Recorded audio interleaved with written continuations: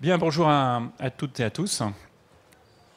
Je suis content qu'on se retrouve ce matin sur un sujet vraiment qui, je pense, nous tient à cœur et nous touche tous, qui est celui du doctorat. Et pour passer une journée ensemble sur ce sujet et voir comment on peut aller plus loin, améliorer la situation. Venez entrer, je ne fais que débuter, c'est bon. Et faire surtout des propositions. Voilà. Si effectivement, si on veut pouvoir voir notre pays relever les défis de demain, et Dieu sait qu'on en a des défis devant nous, hein, on est, je pense, ici tous dans cette salle persuadés qu'on va avoir besoin de plus de science. Entre autres, pas seulement, mais entre autres. Et qui dit plus de science, ça veut dire plus de laboratoires, ça veut dire plus de chercheurs dans le public, dans le privé. Et donc, in fine, ça veut dire aussi plus de doctorants et de docteurs. Alors, j'en suis d'autant plus convaincu que l'entreprise que je dirige, même si ce n'est pas au titre de Thales que je suis là, je dirais, est totalement immergée dans ce sujet, et que la R&D, chez nous, tient une place absolument centrale. Je vous donne 2-3 chiffres, juste pour illustrer ça. Aujourd'hui, on a notre R&D qui est encore situé à plus de 50% en France, ce qui n'est pas si mal pour un groupe international. Souvent, la R&D, c'est un peu dispersé au travers le monde. Alors, c'est bien aussi d'avoir des équipes dans le monde entier, hein. Mais en tout cas, on est aussi fiers d'avoir encore plus de la moitié de notre R&D située en France. On a surtout, puisqu'on est sur le thème du doctorat ce matin, avec 1 millier de collaborateurs qui sont des docteurs ou titulaires d'un doctorat.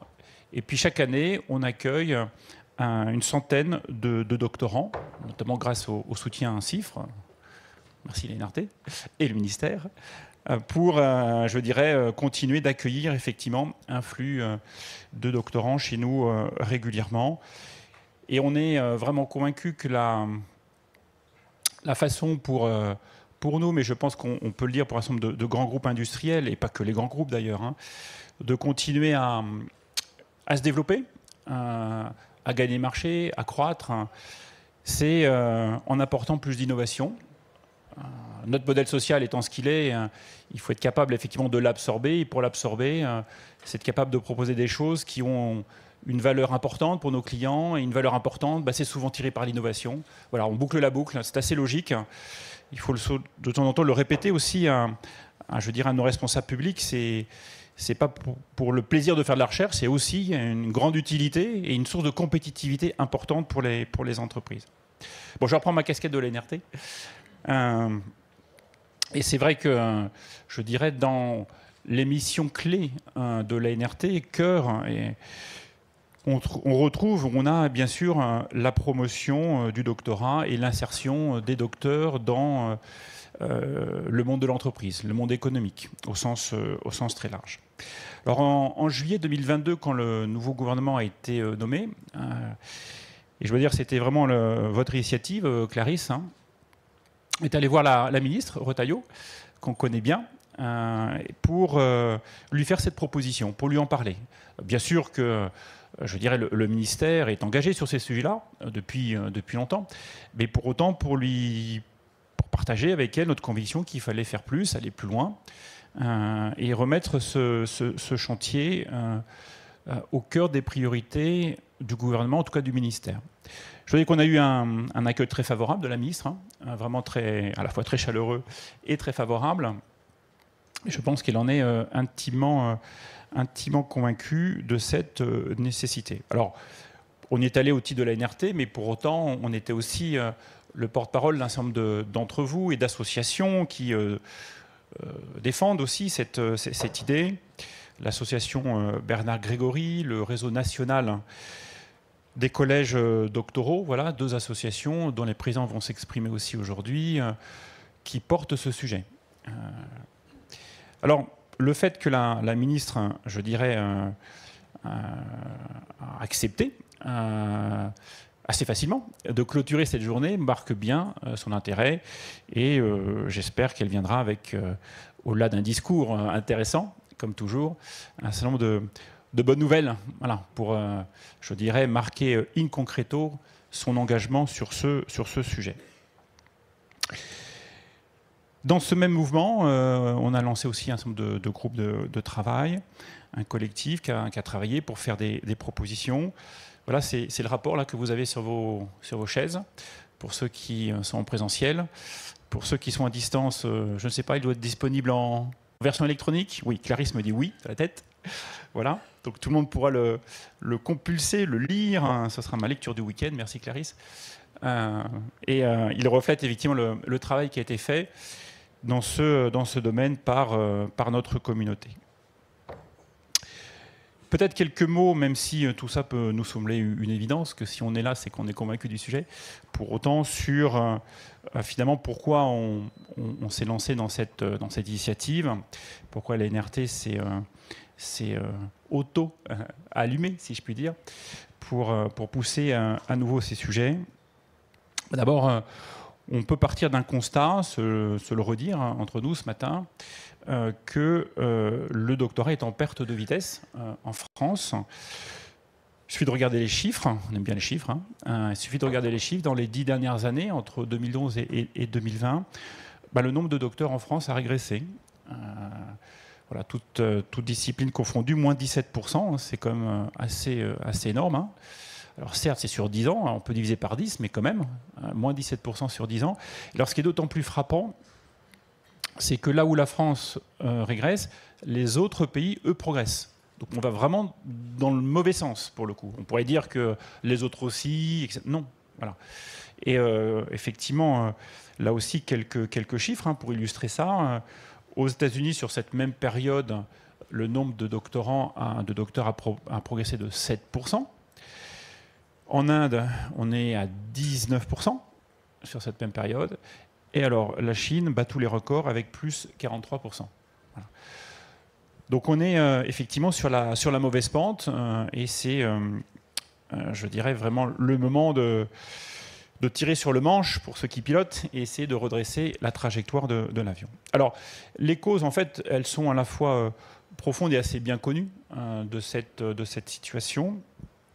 Ce diplôme qui est une référence internationale, le diplôme de docteur, qui est considéré comme, dans la plupart des pays, quand on parcourt le monde, comme un des titres les plus prestigieux qu'on peut avoir quand on suit un parcours académique, eh bien, il n'est pas suffisamment, il ne faut pas dire qu'il n'est pas du tout, mais pas suffisamment valorisé en France. Et si on prend ça par une toute petite anecdote, mais qui finalement est assez symbolique de cette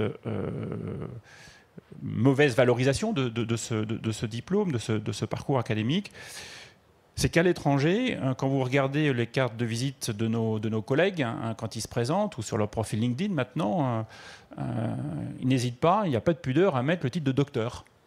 Voilà. En France, je vous mets au défi de trouver le titre de docteur sur des cartes de visite de tel ou tel dirigeant ou responsable d'entreprise. C'est comme l'exception, là où à l'étranger, c'est plutôt la règle. Voilà, c'est peut-être symbolique, c'est peut-être anecdotique, mais pour autant, je pense que ça traduit aussi la situation assez particulière, assez spécifique qu'on voit en France.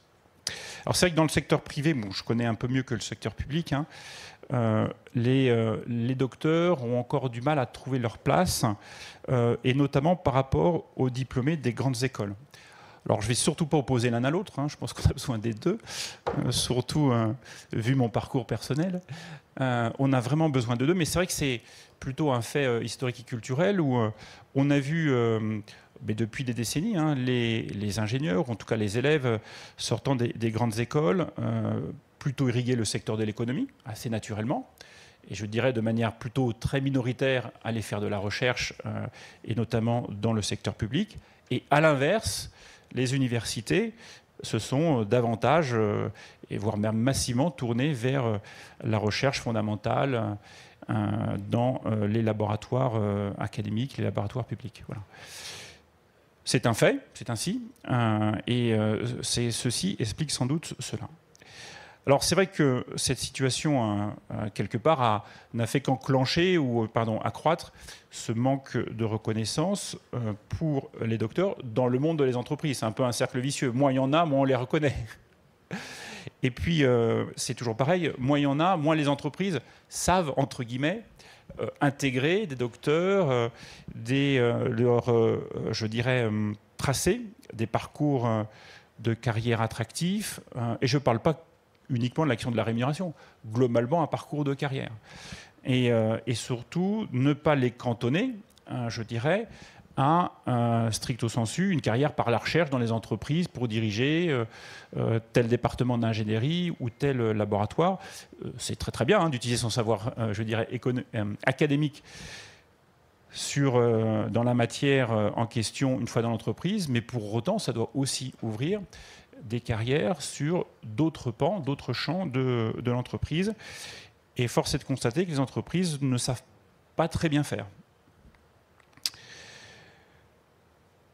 Si on va chercher un tout petit peu plus loin aussi sur le pourquoi du comment, je ne peux pas m'empêcher de constater qu'il y a quand même sans doute un lien entre cette situation et puis, d'une façon plus générale, une certaine perte d'intérêt et parfois même perte de confiance de nos concitoyens pour les disciplines scientifiques, pour la recherche, pour la science. Je ne peux pas m'empêcher de faire le lien entre les deux. Voilà.